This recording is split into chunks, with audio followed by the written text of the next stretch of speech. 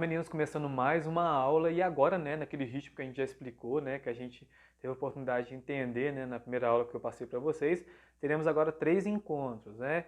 E a aula de hoje eu vou revisionar e vou finalizar com vocês aí a matéria que a gente iniciou antes do recesso escolar, que foi a crise de 29. Acho que por mim não tinha como chegar já de cara dando uma matéria nova para vocês, mesmo porque a gente nem acabou de concluir a crise de 29 antes do recesso escolar. Então, hoje nós vamos revisionar e vamos aí finalizar a matéria sobre a crise de 29. Então, vamos relembrar então o que foi a crise de 29. A crise de 29 aconteceu basicamente no ano de 1929, logo depois da Primeira Guerra Mundial, né, no qual todos os países, né, entraram em crise. Mas o ponto principal, onde tudo começou, foi dentro dos Estados Unidos, que sempre foi uma grande potência, né, no qual vários países sempre dependeram, né, dos Estados Unidos, enfim, e vão perceber que começa nos Estados Unidos e afetou então o resto dos outros países, como, né, como fala, né, a crise mundial de 1929, ok? Então vamos lá, ó. Hoje em dia é muito comum a gente ver nos jornais aí falar sobre bolsa de valores. A gente vê muito no Jornal Nacional, em todos os jornais que a gente vê aí, né? A bolsa fechou em tantos, né, por cento, enfim. A gente sempre vê essa questão de bolsa de valores. Naquela época, a bolsa de valores era muito forte. E o ponto principal da crise foi justamente isso. A bolsa de valores, vocês têm uma noção, é onde as pessoas investem dinheiro. Quem tem um dinheiro sobrando investe dinheiro lá, depois recebe, né, retroativo, com juros, enfim. Então, o motivo principal da crise de 29 foi a falência da bolsa de valores naquela época, no qual eu vou explicar para vocês os motivos por que isso aconteceu também. Então, olha só, essa aqui é uma imagem, né, atual de uma bolsa de valores hoje. Naquela época, né, hoje é tudo digital, computador, né, internet, enfim. Naquela época era tudo feito mesmo daquela maneira arcaica mesmo, papel, caneta, cálculo, calculadora, maquininha, enfim. Então era tudo calculado nessa época, né? E teve uma época a bolsa de valores, né, mais avançada, né, depois de 1929, que era tudo no grito, no telefone, vendendo ações, né, enfim. Hoje, né, tá tudo muito mais moderno, igual a gente vê nessa imagem de hoje aqui. Mas em 1929, no caso aí, foi a crise do século XX. Depois vieram outras crises aí, ok? Essa crise atingiu a grande potência que é os Estados Unidos. Então, né, ó, pra vocês verem a potência que é os Estados Unidos, afetou ele e afetou o resto do mundo depois, logo em seguida. Parece um efeito cascata, né, se a gente for analisar bem essa questão aí. Mas o século XX, né, o início do século XX, logo depois da Primeira Guerra Mundial, era conhecido como os Anos Dourados. E por que Anos Dourados? Né? Porque hoje, justamente nessa década de 20 aqui, que a população dos Estados Unidos vivia um momento de prosperidade. Por quê? Após a Primeira Guerra Mundial, né, os Estados Unidos participou da Primeira Guerra Mundial, os Estados Unidos não teve o seu território afetado igual os outros territórios. Então eles tinham dinheiro em caixa, eles tinham, né, como tá se erguendo se tivesse acontecido alguma coisa e também ajudando, né, outros países emprestando dinheiro. Claro que eles não emprestavam à toa, tinha questão de juro que era cobrado, né, enfim. Então, Estados Unidos, né, soube medir essa questão aí. E era praticamente uns anos dourados mesmo. Quem via, né, os Estados Unidos naquela situação, empresa investindo, vendendo bastante, né, logo depois da Primeira Guerra Mundial, nos anos 20, não pensava que uma crise iria acontecer naquele momento. Então estava tudo bacana e a impressão que tinha que estava tudo legal. Por quê? Crescimento nas construções, as montadoras de carro, né, estavam investindo dentro dos Estados Unidos, dando emprego, dando dinheiro realmente para os Estados Unidos. Casas novas eram feitas, eram construídas dentro dos Estados Unidos. Então, só para vocês terem uma noção, a Ford, que é essa grande empresa no caso aí, ela começou a desenvolver tanto nos Estados Unidos, que eu trouxe 2 videozinhos para a gente comparar, né, no caso aí, como que era a Ford naquela época nos Estados Unidos, né, na questão dos anos dourados. Vamos acompanhar então o que eu trouxe para vocês aqui.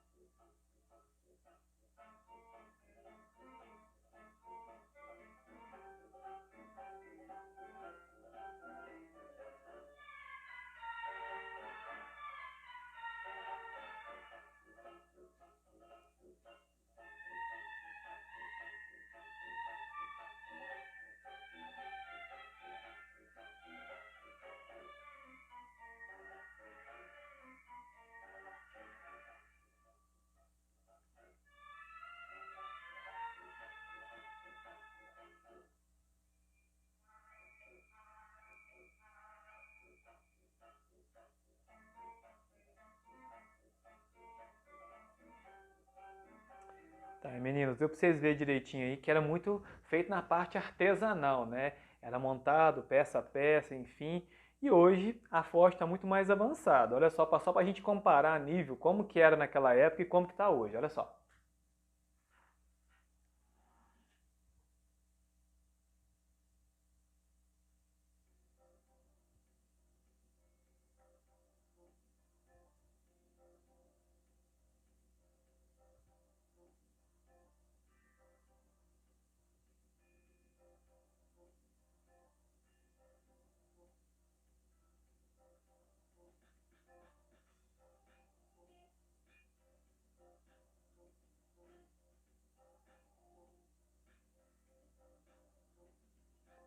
Tá, e nada se compara ao que a gente viu lá na década de 20, né? Quase a gente que não vê funcionário nenhum, praticamente são as máquinas que faz tudo. Por que eu quis comparar para vocês essa noção aí, né? Porque assim como a crise aconteceu em 29, né, que estava no auge, hoje a gente vê uma indústria, né, nessa questão aí avançada igual a Ford, né, fabricando um carro em minutos ou em horas, enfim, pode acontecer uma crise que pode afetar também, de toda maneira, as empresas e os países também, como de fato aconteceu naquela época, sim. Então, olha só, gente, para a gente continuar a entender, então, empréstimos para a Europa reconstruir. Os Estados Unidos começou a fornecer dinheiro para aqueles países que participou então da Primeira Guerra, começou então a se reconstruir então na Primeira Guerra Mundial. Então, emprestava e recebia, claro, no caso aí, um juro, né, em cima desse dinheiro que eles emprestaram aí. E esse estilo de vida americano, né, que parecia que estava tudo bem, tudo bacana, né, todo mundo feliz, ganhou um nome chamado American Way of Life, que no qual é o estilo de vida americano, né, Coca-Cola, piquenique, hambúrguer, né, então é um estilo de vida americano que a gente, até os dias de hoje, quando a gente fala em Estados Unidos, passa muito para nossa cabeça esse estilo aí. Então era conhecido como American Way of Life, tá, que era a maneira que era conhecido o estilo de vida americano, ok? Então vamos lá. Teve a expansão do jazz, que era um ritmo naquela época. Olha só quanta coisa positiva está acontecendo dentro dos Estados Unidos. Teve a construção dos estúdios de Hollywood, aonde foram construídos os primeiros filmes, né, que depois aí foram enviados para o mundo afora e que existe, na verdade, até hoje, né? Acho que o sonho de todo mundo quando visita lá é tirar uma fotinho ali próximo dessa escrita chamada então Hollywood, então isso favoreceu muito a expansão dos Estados Unidos também. Ah lá, o governo não interferia na economia, chamada Business, no qual o governo não tinha o papel de estar interferindo na economia. Talvez foi onde eles pecaram nessa parte aí, porque se o governo talvez interferia, não ia deixar acontecer a crise que a gente vai ver como que aconteceu aí, tá bom? Continuando aqui. Então, foram os fatores da crise então? Porque até então, falei com vocês, estava mil maravilhas, estava tudo bonito, estava tudo bacana, né? Então vamos ver então os fatores. Superprodução, né? Deu exemplo da Ford para vocês, que é essa montadora que foi lá para os Estados Unidos. Eles estavam produzindo muito, produzindo muito, produzindo muito. Mas adianta você produzir e não ter quem comprar o seu produto? Foi isso justamente que aconteceu. Superprodução, muito estoque e pouca procura para comprar, para sair realmente esse produto. Então, isso aconteceu então dentro dos Estados Unidos, um dos principais motivos aí. Mercado interno e externo não acompanham sua produção. Ou seja, gente, tanto o mercado dos Estados Unidos, eles não estavam acompanhando para comprar, e nem o interno também ninguém estava comprando dos Estados Unidos. Durante a Primeira Guerra, a compra de produtos era constante. Então eles pensavam assim, se está comprando, depois da Primeira Guerra vai comprar mais ainda. E continuaram fabricando, fabricando, fabricando e estocando.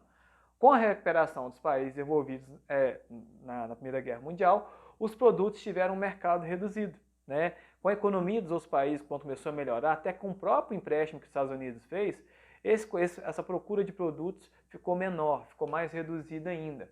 Muitos países reduziram a compra de produtos, pois os Estados Unidos também dificultavam a importação. Isso também foi um fator que contribuiu. Por quê? Eles cobravam tanto para comprar e tanto para vender o produto também dentro do seu território. Então isso dificultou também essa ligação com outros países realmente, ok? Continuando aqui, ó, mercados externos cada dia menor. Cada dia que passava, ninguém comprava, né? Enfim, sindicatos e greves também acarretou nessa questão da crise de 29. Por quê? Se você não está vendendo, se a sua empresa não está vendendo, como que eu vou pagar meu funcionário? Então eles começaram a entrar em greve, fazer reivindicações também por causa dessa questão de não estar recebendo salário. O dinheiro, então, era conhecido e estava na mão de poucas pessoas aí. Até que veio acontecer a queda da Bolsa de Valores de Nova York, que a gente citou então no início da explicação. O que foi então essa queda então? A Bolsa de Nova York, no caso aí que era mais populosa naquela época, muita gente começou a investir dinheiro lá. Por exemplo, se eu tinha R$ 1.000 sobrando, eu investia lá.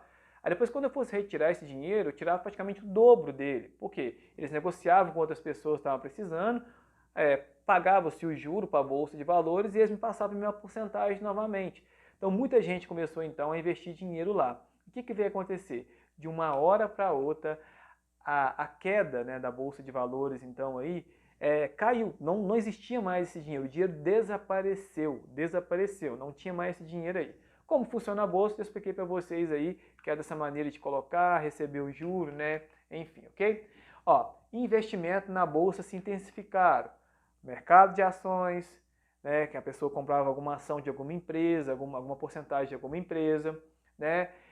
Hoje, na verdade, essa questão pode ser negociada pela internet. Naquela época não era, igual eu falei para vocês aí, tá bom? Vamos lá, ó.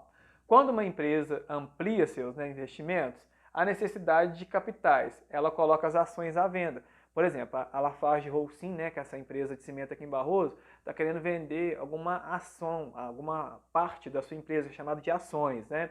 Ela vende, no caso, para uma pessoa, a pessoa, além de ser sócio, né, passa a ser sócio da empresa, ela recebe um pouco de lucro, né, dessa empresa, no caso aí, né? E quando a pessoa erguer novamente, compra aquela ação daquela pessoa que acabou adquirindo uma porcentagem da empresa. Então é mais ou menos assim que funcionava naquela época lá. Como as empresas estavam falidas, não estavam vendendo, o que veio acontecer? Né? Em 24 de outubro de 1929, conhecido como uma quinta-feira negra, foi na quinta-feira que aconteceu aí, né? Essas ações foram colocadas à venda, né? Aquelas pessoas que tinham investido, foi tudo colocado à venda. O que veio acontecer? Ninguém mais tinha dinheiro, tá? A crise afetou todo mundo, então se você investiu dinheiro, você não tinha, as empresas não estavam vendendo mais, e olha só o que acarretou. Isso dentro dos Estados Unidos e refletiu durante todo, né, os países que estavam lá. Então foi conhecido então como Quinta-feira Negra, né, que foi numa quinta-feira que aconteceu isso aí. E também a crise de 29 conhecido como a Grande Depressão, no qual teve a perda de investimentos. Os primeiros a sentir, no caso aí, foram os bancos, no caso, né, que tinha, né, a relação mais a questão de dinheiro, né, a questão de hipotecas também, enfim, sentiram também aí. O que seria então uma hipoteca? Hipoteca, né, que era grandes investimentos, que eles faziam grande investimento naquela época, eram em casas, tá? As pessoas às vezes compravam casas, tinham dinheiro sobrando, compravam uma casa e acabavam alugando aquela casa para ganhar um pouco de dinheiro. A casa, no caso, ela é hipotecada, que era chamada na época. Então, teve essa questão, a crise afetou essas hipotecas, que eram esses aluguéis, essas parcerias nessas casas também. Só para vocês terem noção, olha o saldo, gente, da crise. 8.000 bancos foram à falência. 8.000 bancos foram falências. Tá? Indústrias sofreram com a depressão. No campo de vários países perderam território, teve que pagar território com outro através de pagamento de dívida, teve que pagar através de terras. Empréstimos com outros países foram suspensos, ou seja, ninguém prestava mais nada para outros países. Enfim, meninos, o único país, pra vocês terem noção, que não sentiu muito essa depressão, essa crise, foi a União Soviética, que no caso aí a Rússia, né, que uniu com outros países menores, que não sentiu por quê? Eles eram socialistas, eles não eram capitalistas igual os Estados Unidos, eles pensavam na igualdade social. Então foi o único país que não sofreu então, essa consequência da crise de 29 foi a Rússia. Agora, os demais, gente, não teve como sofrer então. Como que foi os Estados Unidos após esse crush, né, após essa crise de 29? Teve as eleições em 32, né, a crise foi em 29, lembrando, quem disputou, gente? O Herbert Hoover e o Franklin Delano Roosevelt. Quem veio ganhar, no caso, então, a eleição com 57% foi o Roosevelt, que veio assumir, então, os Estados Unidos a presidência logo depois. Ele assumiu, né, não é muito fácil assumir a presidência, ainda mais dos Estados Unidos, perante uma crise, ele veio assumir e ele lançou esse plano chamado New Deal. O que seria um New Deal? Seria um plano de reconstrução dos Estados Unidos perante essa crise que estavam vivendo e, por sinal, deu certo essa construção aí. Por que seria o New Deal? interferência do Estado na economia, que antes não acontecia, agora o Estado começa então a interferir. Um grande aliado foi o rádio, no qual ele fazia propaganda, né, para estar alavancando a economia, né, o comércio. No caso, é o marketing que a gente pode falar, né? O rádio foi o grande marketing para que a economia dos Estados Unidos elevasse novamente aí. Concessão de crédito, né? As pessoas começaram a ter concessão de crédito, podia ir no banco, pegar empréstimo novamente, que isso que ajudou então a reconstrução então dos Estados Unidos. Lei de recuperação da indústria, seguro-desemprego, que as pessoas ficavam asseguradas durante alguns meses aí, mesmo estando desempregadas. Então, quer dizer, ele foi um bom presidente que resolveu e solucionou um pouco dessa crise de 29 aí, ok? Mas a crise, como eu falei com vocês, ela vai e volta, né? Quando foi 2008, gente, o mundo inteiro viveu uma crise. Isso eu tive a oportunidade de estar vivenciando, né? Essa crise aí não foi fácil aqui para o Brasil também, e no qual foi iniciada lá dentro dos Estados Unidos e afetou o mundo inteiro. Olha só como que os Estados Unidos têm grande interferência, até mesmo, né, em 2008, tá? O que aconteceu então? 2008 também faz as mesmas causas, né? Facilidade de crédito, né? Enfim, praticamente parecido com a crise de 29, ok? Bom, meninos, chegou a hora da revisão, tá? A hora da revisão nossa hoje, né, na sala de aula, a gente estava acostumado, né, eu sortear algumas pessoas, vocês respondiam para mim, né, a gente dava um brindezinho, enfim, até servir como um estímulo para vocês estarem fazendo, então, aí, né, provando para mim se realmente vocês entenderam a matéria. Mas o aula da revisão nossa hoje vai funcionar de que forma? Vai ser feito no caderno de vocês. Vocês vão escrever as perguntas que eu vou passar para vocês aqui e vocês vão responder no caderno de vocês ainda no nosso horário de aula. Lembrando que a aula não acaba por aqui, vocês vão fazer o hora da revisão no caderno de vocês aí, ok? Primeiramente, olha só, a pergunta é essa aqui, ó. Qual o nome do plano econômico criado pelo presidente Roosevelt para acabar com a crise? Acabei de explicar para vocês, ó. Temos as opções aqui, ó.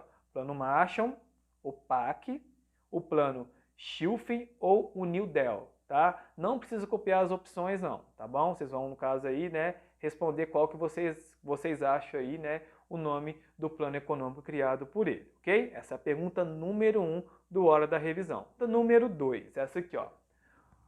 O crack, né, da Bolsa de Valores de Nova York, em outubro de 29, além de colocar os Estados Unidos numa situação de calamidade, arrastou consigo quase todos os países do mundo.